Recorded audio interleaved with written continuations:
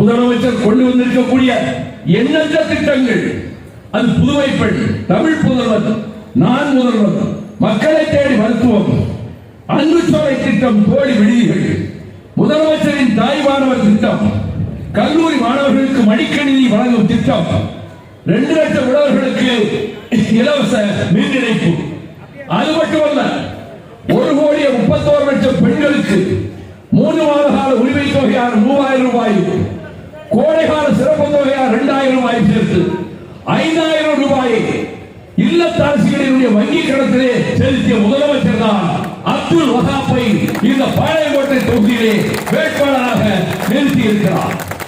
நான் பிறந்த பொன்னாடு இந்த தமிழ்நாடு, உலகத்துக்கே நாகரிகத்தை கற்றுக் கொடுத்த நாடு, உலகத்துக்கே முதன்மையான அறநூல்களை தந்த நாடு, பண்பாடு நிறைந்த நாடு, மூவேந்தர்கள் கொடியேற்றி தமிழை பாதுகாத்து வளர்த்த நாடு. இந்த நாட்டிலே இனியொரு முறை நான் பிறந்து வரப் போவதில்லை.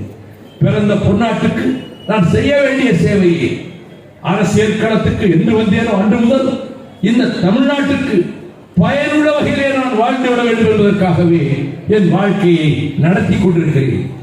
இப்பொழுது கூட அண்மையில் வேலைக்காத்தான் அந்த சீம கருவேலத்தை அகற்றுவதற்கு 11 ஆண்டுகளாக போராடி தீர்ப்பை பெற்றுக் கொடுத்தேன். அது என்னுடைய வாழ்க்கை தமிழ்நாட்டுக்காக அர்ப்பணிக்கப்பட்டது, செந்தமிழ் மொழிக்காக அர்ப்பணிக்கப்பட்டது, தமிழ்நாட்டு மக்கள் நலனுக்காக அர்ப்பணிக்கப்பட்டது.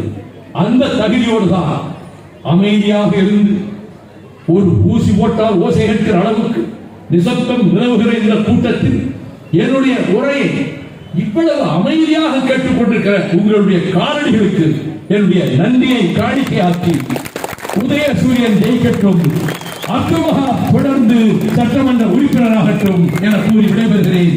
நன்றி, வணக்கம்.